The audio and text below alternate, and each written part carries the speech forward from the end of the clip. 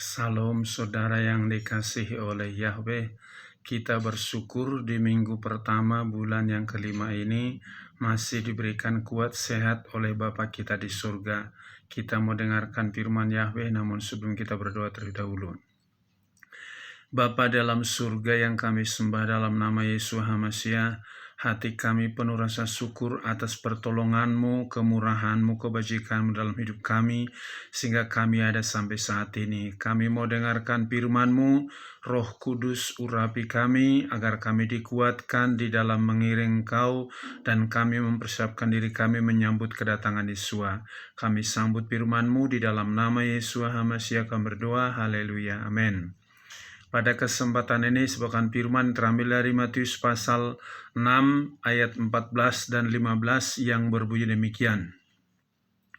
Sebab jika kepada manusia kamu mengampunkan kesalahan-kesalahan mereka, Bapa surgawimu pun akan mengampunkan kepadamu.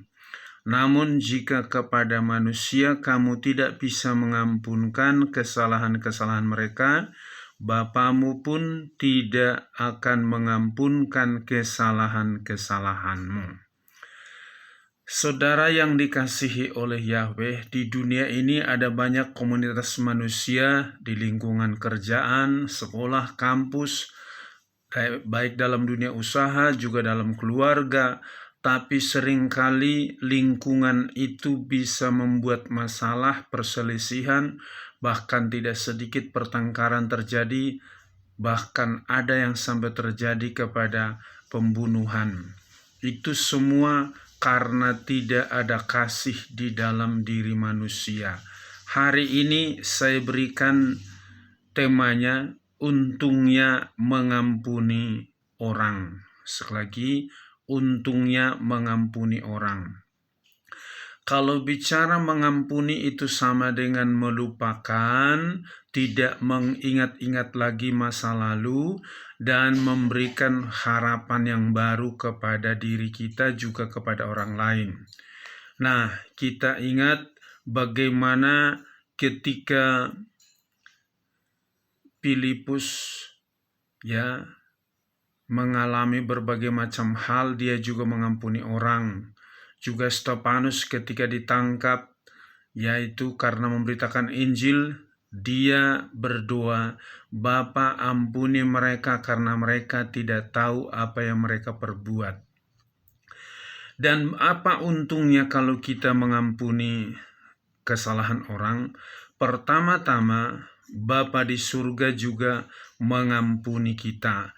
Seperti yang di dalam ayat yang ke-15 tadi katakan, namun jika kepada manusia kamu tidak bisa mengampunkan kesalahan-kesalahan mereka, Bapamu pun tidak mengampunkan kesalahan-kesalahanmu. Ayat 14-nya, sebab jika kepada manusia kamu mengampunkan kesalahan-kesalahan mereka, Bapa surgawimu pun akan mengampunkan kesalahanmu. Jadi betapa penting kita harus mengampuni orang. Di ayat yang ke-12 dikatakan, dan ampunkanlah kepada kami hutang-hutang kami, seperti juga kami mengampunkan kepada para pengutang kami.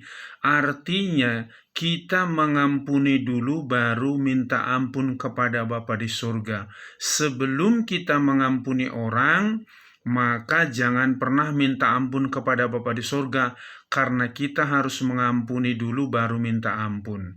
Jadi kita kalau mengampuni orang, kita juga diampuni oleh Bapa di surga. Yang kedua, apa untungnya kalau kita mengampuni orang? Doa kita dikabulkan oleh Bapa di surga. Di dalam Markus 11 ayat 24 sampai 26 yang berbunyi demikian.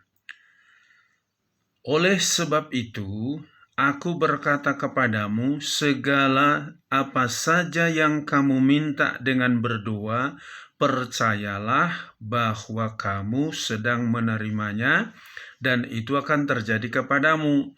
Dan ketika kamu berdiri untuk berdoa, ampunkanlah apabila kamu mempunyai sesuatu terhadap seseorang, supaya Bapa di surga pun mengampunkan kepadamu kesalahan-kesalahanmu. Namun jika kamu tidak mengampunkan, Bapa di surga pun tidak akan mengampunkan kesalahan-kesalahanmu. Jadi kalau kita berdoa dengan sungguh-sungguh, apa yang kita minta itu dikabulkan oleh Bapa di surga kalau kita mengampuni kesalahan orang. Mengapa banyak orang sering berdoa tapi tidak mendapatkan jawaban sesuai dengan apa yang diinginkan? Karena belum mengampuni kesalahan orang, makanya doanya tidak dikabulkan. Ya, jadi apapun masa lalumu yang orang lain perlakukan dengan tidak baik, ampunkan supaya ketika engkau berdoa dikabulkan oleh Bapa di surga apa yang menjadi permohonanmu. Yang ketiga, apa untungnya kalau kita mengampuni orang? Kita pasti berbahagia. Dalam Mazmur pasal 32 ayat 1-2, berbahagialah orang yang pelanggarannya diampuni dan dosanya telah ditutupi.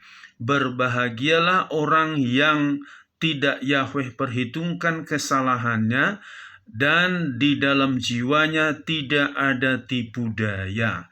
Dikatakan berbahagialah orang yang pelanggarannya diampuni dan dosanya telah ditutupi. Kalau kita diampuni Bapa di surga, harusnya kita juga mengampuni kesalahan orang lain. Buktinya kita sampai hari ini masih diberikan kehidupan. Itu buktinya bahwa Bapa mengampuni kita. Kalau mengingat banyaknya dosa-dosa kita nggak mungkin bisa hidup sampai hari ini. Oleh karena itu, kalau Bapa saja mengampuni kita, maka kita juga harus mengampuni orang supaya kita berbahagia. Orang yang dapat mengampuni sesamanya pasti berbahagia. Itu kunci kebahagiaan, harus mengampuni. Yang berikutnya, apa untungnya kalau kita mengampuni kesalahan orang? Tubuh rohani dan jasmani kita pasti sehat. Dalam Amsal 17 ayat 22, hati yang gembira mengerjakan kesembuhan, tetapi semangat yang patah mengeringkan tulang. Orang yang menyimpan sakit hati, kekecewaan, kepahitan di hatinya, itu bisa menimbulkan penyakit banyak hal, bisa penyakit jantung, penyakit lambung, dan berbagai macam penyakit menimpa manusia karena menyimpan kepahitan atau kekecewaan. Tetapi jika hatimu gembira mengampuni orang, maka pasti tubuh rohani dan jasmanimu pasti sehat. Jadi supaya kita sehat rohani dan jasmani, harus bisa mengampuni orang. Itu yang perlu kita pahami benar.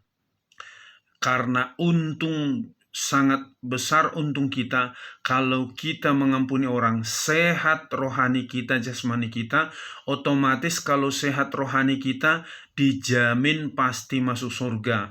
Berikutnya, apa untungnya kalau kita mengampuni orang?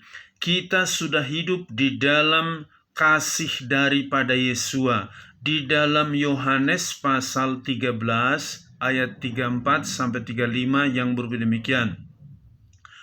Aku memberikan perintah yang baru kepadamu, supaya kamu mengasihi seorang terhadap yang lain, sama seperti aku mengasihi kamu, demikian juga kamu harus mengasihi seorang terhadap yang lain. Dalam hal inilah semua orang akan tahu bahwa kamu murid-muridku, yaitu jika kamu mempunyai kasih di antara seorang terhadap yang lain. Jadi kalau kita mengampuni orang, kita membuktikan bahwa kita sudah hidup di dalam Yesua dan kasih Yesua sudah ada di dalam diri kita.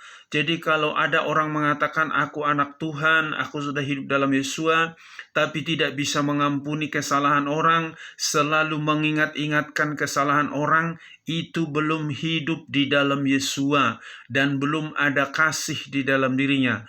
Orang yang hidup di dalam Yesua pasti memiliki kasih. Orang yang memiliki kasih pasti bisa mengampuni. Itu perintah daripada Tuhan Yesus tadi. Aku memberikan perintah yang baru kepadamu supaya kamu mengasihi seorang terhadap yang lain. Nggak dikatakan kalau orang itu baik baru kau kasihi. Kalau dia jahat nggak usah kau kasihi. Tapi perintah Yesus, kasihilah musuhmu, beri dia makan. Itu perintah daripada Tuhan Yesus. Berikutnya, apa untungnya kalau kita mengampuni orang? Kita pasti dijamin masuk dalam kerajaan surga. Di dalam Wahyu pasal 2 ayat 4 dan 5 dan ayat 7b, bagaimana Tuhan Yesus menegur jemaat di Efesus yang berbunyi demikian. Namun aku mempunyai sesuatu terhadap engkau, bahwa engkau telah meninggalkan kasihmu yang pertama. Sebab itu ingatlah dari mana engkau telah jatuh, dan bertobatlah, dan lakukanlah perbuatan-perbuatan yang pertama, dan jika tidak, aku datang kepadamu secepatnya, dan akan memindahkan kaki pelitamu dari tempatnya jika engkau tidak bertobat.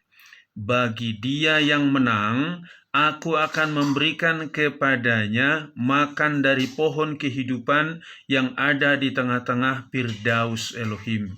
Jadi kalau kita mengampuni orang, dijamin pasti masuk surga. Jemaat di Efesus ditegur tadi oleh Tuhan Yesus karena meninggalkan kasih mula-mula.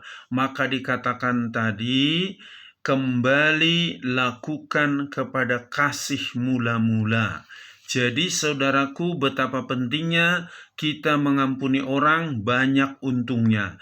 Nah, sekarang bagaimana caranya agar kita bisa mengampuni orang? Kita harus hidup di dalam Yeshua HaMasyiah.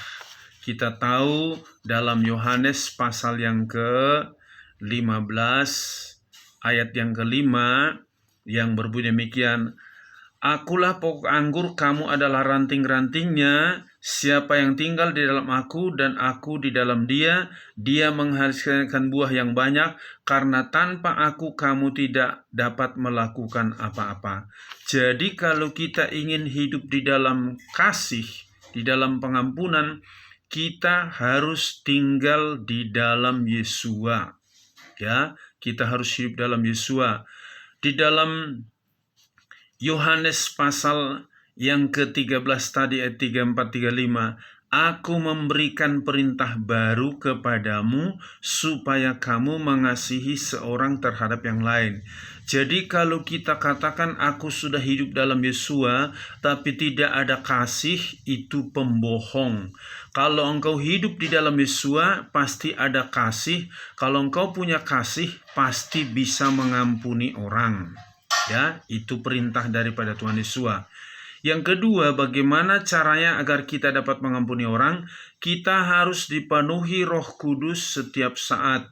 Ya, di dalam Yohanes pasal 14 ayat 26 yang berbunyi demikian, namun penghibur, yakni Roh Kudus yang akan Bapa utus dalam namaku, dia akan mengajar kamu segala sesuatu dan akan mengingatkan kamu segala sesuatu yang telah kukatakan kepadamu.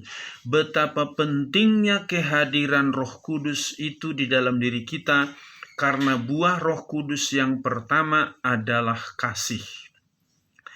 Dalam 2 Korintus pasal yang ke-3 17, Tuhan itu roh, di mana ada roh Elohim, di situ ada kemerdekaan.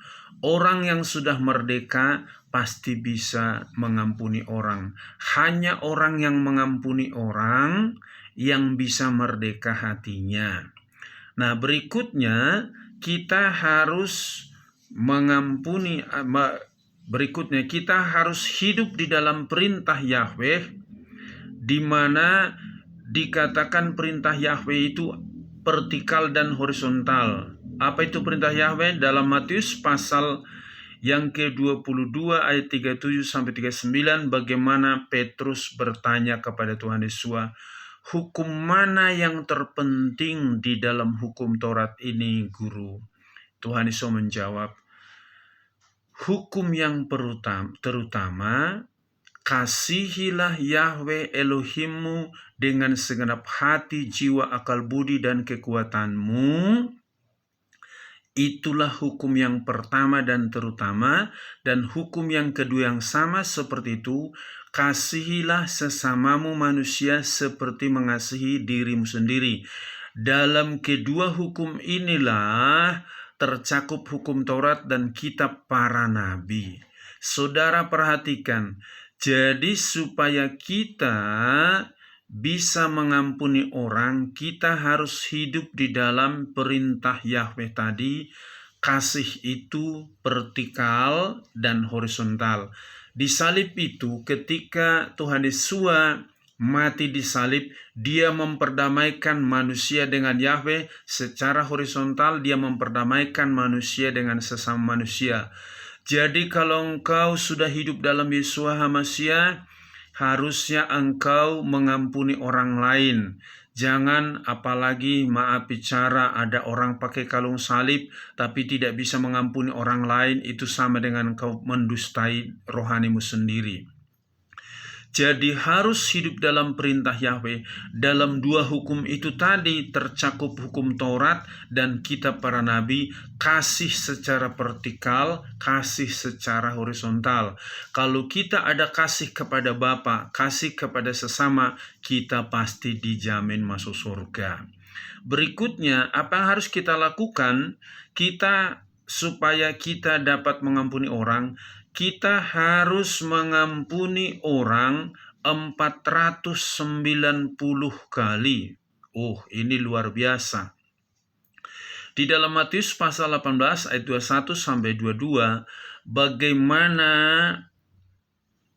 Petrus bertanya lagi, berapa kalikah kami harus mengampuni orang bersalah kepada kami? 7 kalikah? Bukan, tapi 70 kali 7. Ditegaskan 70 kali 7, yaitu 490 kali. Saudara bisa bayangkan, 1 tahun cuma 365 hari. Kita disuruh mengampuni 490 kali. Jadi berkali-kali orang berbuat salah kepadamu, engkau ampuni. Tiap hari orang berbuat salah kepadamu, ampuni. Lupakan apa kesalahan orang lain, supaya Bapa di surga juga mengampuni engkau. Bagaimana di dalam Matius pasal 6 ayat 14-15 tadi katakan, sebab jika kepada manusia kamu mengampunkan kesalahan-kesalahan mereka, Bapa surgawimu pun akan mengampunkan kepadamu. Namun jika kepada manusia kamu tidak bisa mengampunkan kesalahan-kesalahan mereka, Bapamu pun tidak akan mengampunkan kesalahan-kesalahanmu. Tinggal saudara pilih. Mengampuni pasti diampuni. Kalau engkau tidak mengampuni pasti tidak diampuni, pasti masuk neraka. Tinggal engkau pilih. Jangan engkau berpikir dosa itu hanya karena perzinahan, pembunuhan, perampokan. Tapi jika engkau selalu menyimpan kekecewaan, kepahitan terhadap orang lain, itu sama dengan engkau tidak mengampuni, dan itu menghalangi engkau untuk masuk surga. Jadi bereskan hatimu. Kita disuruh tadi mengampuni 490 kali. Siapapun yang berbuat salah kepadamu, ampuni. Saya sudah singgung tadi ketika Stefanus dirajam pakai batu karena memberitakan Injil. Di dalam waktu dia dirajam pakai batu sangat sakit, dia berdoa, Bapa ampunilah mereka karena mereka tidak tahu apa yang mereka perbuat. Pasti Stefanus dijamin masuk surga. Jemaat Efesus tadi ditegur karena mereka kehilangan kasih mula-mula. Ketika engkau jatuh cinta kepada seseorang, apapun kau bisa lupakan. Tapi ketika sudah masuk dalam rumah tangga berkali-kali melakukan kesalahan, selalu mengingat-ingat yang salah. Harusnya kalau Bapa di surga melupakan kesalahanmu, jangan ingat-ingat kesalahan orang lain, supaya Bapa di surga juga mengampuni kesalahanmu, supaya hatimu tenang, damai, tubuhmu sehat, rohanimu sehat, dijamin pasti masuk surga. Yang berikutnya apa yang harus kita lakukan? Kita harus membuang sampah masa lalu. Di dalam Filipi pasal 3 ayat 13-14 dikatakan demikian. Hai saudara-saudara, aku tidak menganggap diriku sendiri telah menangkapnya, tetapi satu hal di satu sisi, dengan mengabaikan apa yang di belakangku, dan di sisi lain dengan menjangkau kepada apa yang di depan, yang aku mengejar ke arah sasaran, yaitu hadiah panggilan luhur Elohim dalam Yeshua HaMasyiah. Paulus latar belakangnya seorang penganiaya jemaat, dan ketika Stefanus dirajam pakai batu karena memberitakan Injil, dia saksinya. Tetapi Paulus tidak mengingat-ingat kesalahannya, masa lalunya. Dia mengatakan, aku melupakan apa yang di belakangku.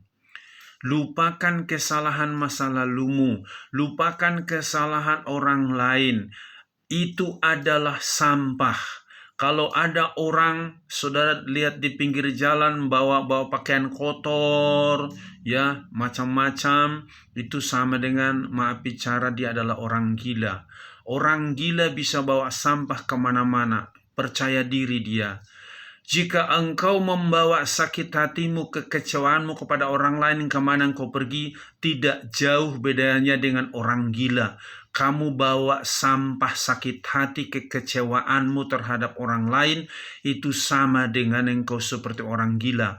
Maka buang sampah itu, supaya sehat jasmanimu, sehat rohanimu. Dimanapun engkau berada, engkau selalu bersuka cita, karena tidak ada ganjalan di dalam hatimu, sudah mengampuni orang. Tadi sudah disuruh kita mengampuni 490 kali. Dan kita juga yang harus kita lakukan, kita harus hidup di dalam buah-buah kasih. Di dalam 1 Korintus pasal 13 ayat 4-7 yang berbunyi demikian. Kasih itu berpanjang sabar, ia bermurah hati, kasih tidak cemburu, kasih tidak menyombongkan diri, kasih tidak memegahkan diri, ia tidak berbuat yang tidak